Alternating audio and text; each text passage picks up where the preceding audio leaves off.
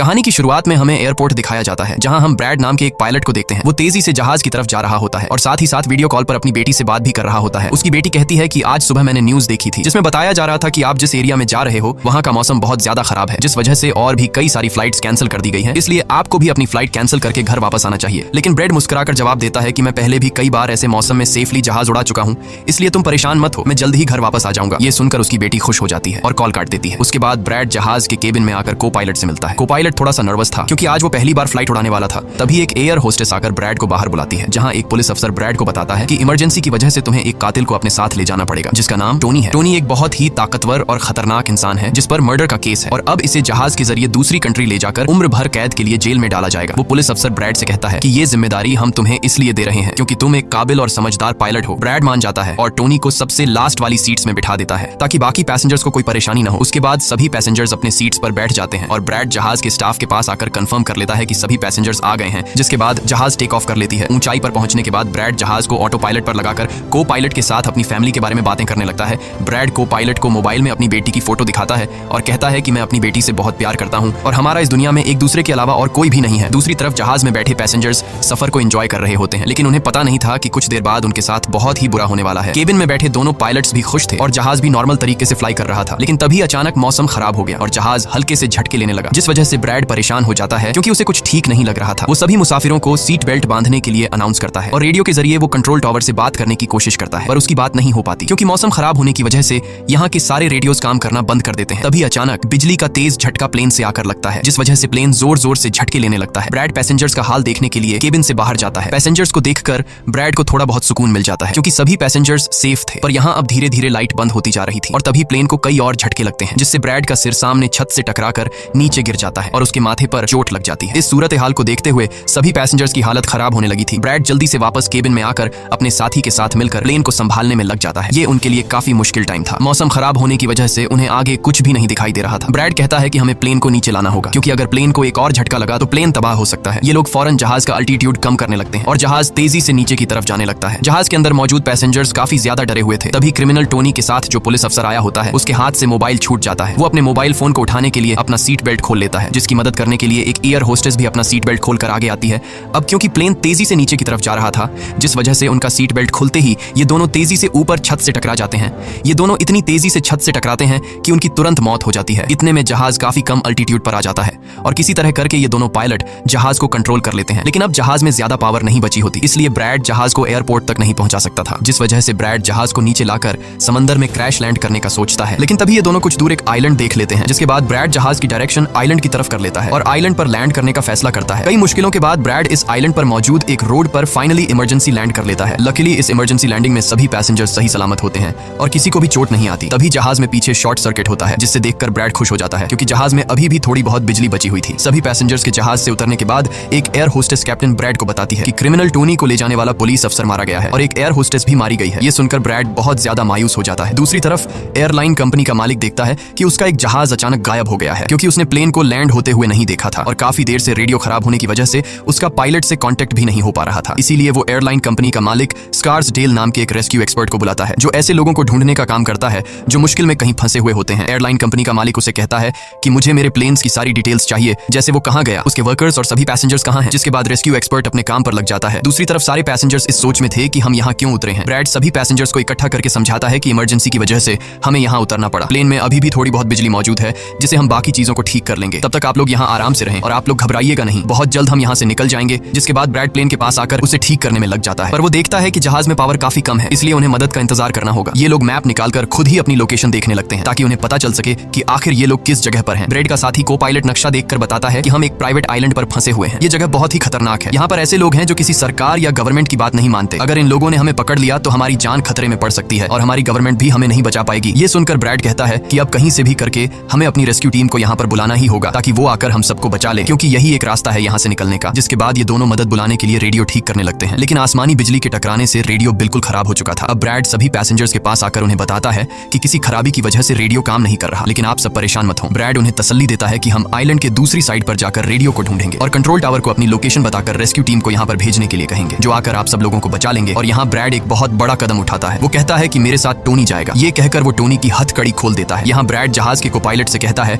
कि तुम जहाज की पावर को रिपेयर करने के काम पर लग जाओ। मैं जल्द ही किसी भी कॉन्टैक्ट के जरिए रेस्क्यू टीम को यहाँ तक लाने की कोशिश करूंगा। जिसके बाद टोनी और ब्रैड रेडियो ढूंढने के लिए जंगल की तरफ निकल पड़ते हैं। रास्ते में टोनी ब्रैड को उस पर भरोसा करने के लिए थैंक्स कहता है। अब हम इस आइलैंड पर रहने वाले आतंकवादी ग्रुप को देखते हैं, जिनके पास एक आदमी दौड़ कर आता है और वो आदमी उस ग्रुप के लीडर को बताता है कि यहाँ आइलैंड पर एक प्लेन आकर रुका है इमरजेंसी की वजह से, और उसके अंदर बहुत सारे लोग हैं जो अलग अलग कंट्रीज से हैं। ये सुनकर ग्रुप का लीडर उस आदमी को कुछ पैसे देता है और ग्रुप का लीडर अपनी टीम से तैयार होने को कहता है। आइलैंड के जंगल में ब्रैड और टोनी आगे बढ़ रहे होते हैं। टोनी ब्रैड से पूछता है कि तुमने मुझे आजाद क्यों किया और अब मुझे कहां लेकर जा रहे हो? तब ब्रैड उसे कहता है, क्योंकि मैं तुम्हारी वजह से सबको खतरे में नहीं डाल सकता और यहाँ एक खतरनाक आतंकवादी ग्रुप है जिसका मेरे साथ मिलकर तुम्हें सामना करना है। तब टोनी ब्रैड से कहता है कि मैं एक मिलिट्री बैकग्राउंड से हूँ और मैं यूएस मिलिट्री में कई साल ड्यूटी कर चुका हूँ। कुछ ही देर में पीछे से टोनी की आवाज आनी बंद हो जाती है। जब ब्रैड पीछे मुड़कर देखता है तो टोनी वहां नहीं था। वो ब्रैड से अपनी जान छुड़ाकर भाग चुका था और अब ब्रैड अकेले ही जंगल में आगे निकल पड़ता है। जंगल में आगे बढ़ते हुए ब्रैड एक खाली पड़ी फैक्ट्री में जाता है जहां वो एक टेलीफोन को ढूंढ लेता है, लेकिन वो पुराने जमाने का टेलीफोन खराब पड़ा हुआ था। जिसके बाद ब्रैड साइड पर लगे उस टेलीफोन के तार जोड़ने लगता है और टेलीफोन काम करने लग जाता है। ब्रैड जल्दी से कंपनी के हेल्पलाइन पर कॉल करता है। ब्रैड हेल्पलाइन को अपनी लोकेशन और सब कुछ बता देता है, लेकिन लाइन में कोई गड़बड़ी होने की वजह से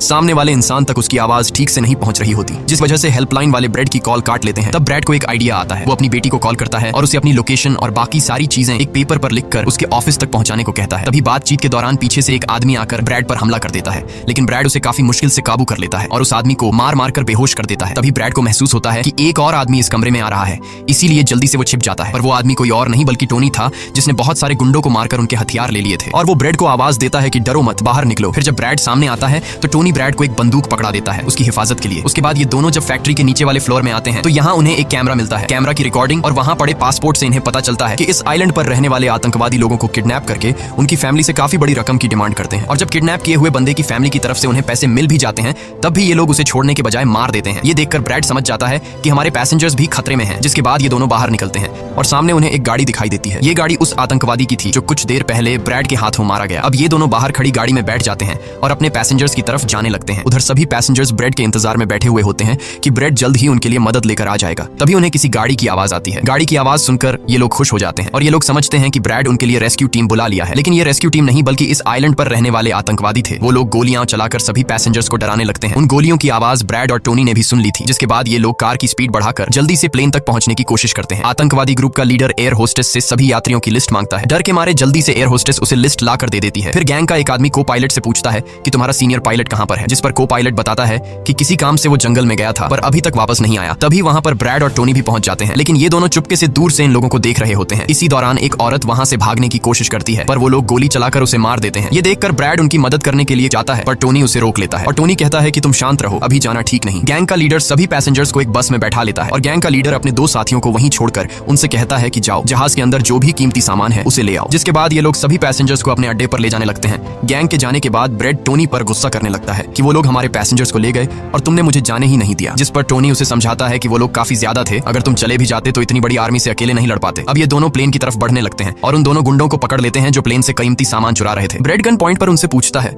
कि तुम्हारा लीडर पैसेंजर्स को कहां पर लेकर गया होगा, जिस पर वो बताता है कि यहाँ से कुछ दूर हमारा एक अड्डा है और वो सब वहीं गए होंगे। दूसरी तरफ ब्रैड की बेटी रेस्क्यू एक्सपर्ट के पास ब्रैड का लिखवाया हुआ पेपर दे देती है, जिस पर प्लेन का लोकेशन और सारी जानकारी लिखी गई होती है। रेस्क्यू एक्सपर्ट सैटेलाइट की मदद से प्लेन की लोकेशन का पता लगा लेता है। उन्हें पता चल जाता है कि प्लेन एक आइलैंड पर फंसा हुआ है और उन्हें यह भी पता चल जाता है कि इस आइलैंड पर एक खतरनाक आतंकवादी ग्रुप है। इसके बाद वो रेस्क्यू ऑफिसर अपनी एक प्राइवेट आर्मी के कैप्टन को कॉल करता है और उसे ये सारी सिचुएशन समझाकर उस आइलैंड पर जाने को कहता है। प्राइवेट आर्मी का कैप्टन मान जाता है और अपने साथियों के साथ एक पैसों का भरा हुआ बैग और कई सारे वेपन्स के बैग गाड़ी में लोड करके उस आइलैंड पर जाने के लिए रेडी हो जाते हैं। दूसरी तरफ ब्रैड देखता है कि उन आतंकवादियों के ले जाने से पहले जहाज के को पायलट ने जहाज का पावर सिस्टम रिपेयर कर लिया था और ब्रैड देखता है कि जहाज में पावर वापस आ गई है, जिसे देखकर वो बहुत खुश हो जाता है। अब ब्रैड आने वाले प्राइवेट आर्मी टीम के लिए अपनी यूनिफॉर्म पर एक मैसेज लिखकर छोड़ देता है और टोनी के साथ उस जगह पर निकल पड़ता है जहां गैंग वाले प्लेन के सभी पैसेंजर्स ले गए थे। जंगल के रास्ते से होते हुए ये दोनों उन आतंकवादियों के अड्डे पर पहुंच जाते हैं और ये दोनों गाड़ी से निकलकर चुपके से उस जगह में घुस जाते हैं जहां वो सारे गुंडे पैसेंजर्स को डराकर उनकी वीडियोस बना रहे थे ताकि ये वीडियोस इनकी फैमिली को भेजकर उनसे पैसे वसूल सकें। दूसरी तरफ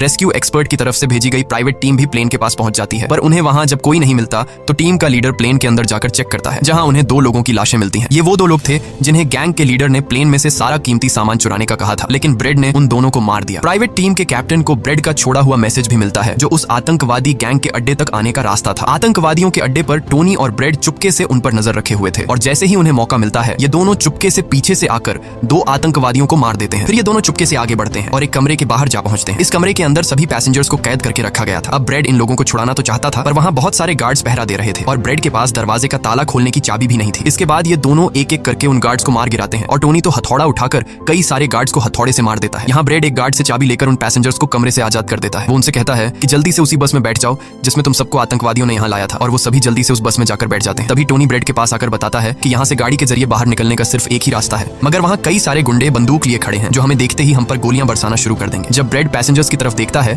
तो वो सभी बहुत ज्यादा डरे हुए होते हैं। अब यहाँ ब्रेड अपनी जान को खतरे में डालते हुए एक फैसला करता है और टोनी से कहता है कि मैं वहाँ पर मौजूद सभी आतंकवादियों का ध्यान भटकाऊंगा और तुम मौके का फायदा उठाते हुए सभी पैसेंजर्स को यहाँ से ले जाना। अब पहले तो टोनी ब्रेड को ऐसा करने से मना करता है।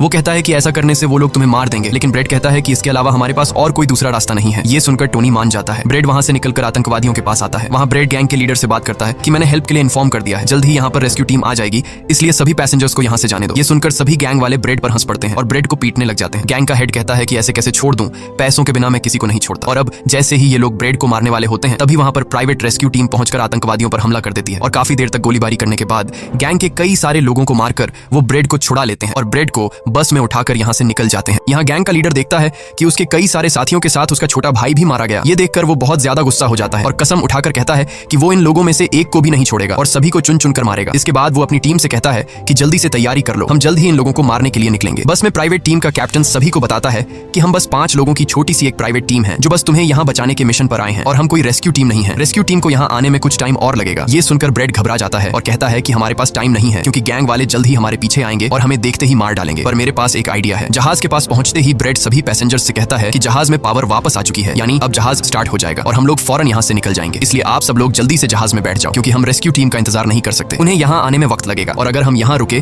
तो उन आतंकवादियों के हाथों मारे जाएंगे। ये सुनकर सारे लोग प्लेन में बैठ जाते हैं जबकि ब्रेड प्लेन की तमाम चेकिंग करने में लग जाता है और प्राइवेट टीम के लोग पहले से आने वाले खतरे के लिए तैयार बैठ जाते हैं। तभी अचानक वो आतंकवादी ग्रुप आकर उन पर हमला कर देता है, जिन्हें देखकर प्राइवेट टीम उन्हें रोकने में लग जाती है और यहाँ दोनों तरफ से काफी गोलीबारी होती है। पर इस प्राइवेट टीम के पास काफी अच्छी गन्स थी जिस वजह से वो बहुत सारे गुंडों को मार देते हैं। ब्रेड जल्दी से प्राइवेट टीम के लीडर को बताता है कि मैं अगले 5 मिनट बाद जहाज को स्टार्ट करने वाला हूँ और तुम सब भी जल्दी से जहाज में चढ़ जाना। इसके बाद ब्रेड टोनी के पास जाता है और उसका शुक्रिया अदा करता है कि तुमने मेरे इतने मुश्किल वक्त में साथ दिया। ब्रेड खुद को गोलियों से बचाते हुए अंदर जहाज में आकर अपने केबिन में बैठ जाता है और अपने साथी को पायलट के साथ मिलकर प्लेन को स्टार्ट करने में लग जाता है। उधर टोनी के पास गोलियां खत्म हो जाती हैं और जब वो बुलेट्स ढूंढने के लिए प्राइवेट टीम का बैग चेक करता है तो उसे वहां पैसों से भरा हुआ एक बैग मिलता है, लेकिन इस वक्त टोनी पैसों को छोड़कर दूसरी बैग से गोलियां निकालकर दोबारा आतंकवादियों से लड़ने लगता है। यहाँ तब तक ब्रेड भी प्लेन को राइट साइड पर घुमा देता है। अब प्राइवेट टीम के सोल्जर्स भी एक एक करके जहाज में चढ़ने लगते हैं और टोनी उन्हें कवर फायर देता है। पावर आने की वजह से रेडियो भी काम करने लग जाता है। अब ब्रेड को प्लेन कंपनी का मालिक बताता है कि मैं तुम्हें कोई सुरक्षित जगह बता दूंगा जहां तुम जा सकते हो। अब सभी लोग जहाज में चढ़ जाते हैं पर टोनी नहीं चढ़ता। वो पैसों से भरा बैग लेकर वहां से भागने लगता है क्योंकि अगर वो इनके साथ प्लेन में वापस गया तो पुलिस वाले उसे फिर से पकड़कर जेल में डाल देंगे। गैंग का लीडर अपने साथियों को मरता हुआ देखकर गुस्से से पागल हो जाता है। वो प्लेन के सामने रॉकेट लॉन्चर लाकर उन्हें एक ही झटके में उड़ाने का सोचता है, लेकिन सही टाइम पर टोनी उसे देख लेता है। अब टोनी जल्दी से बंदूक उठाकर उसे शूट करके मार देता है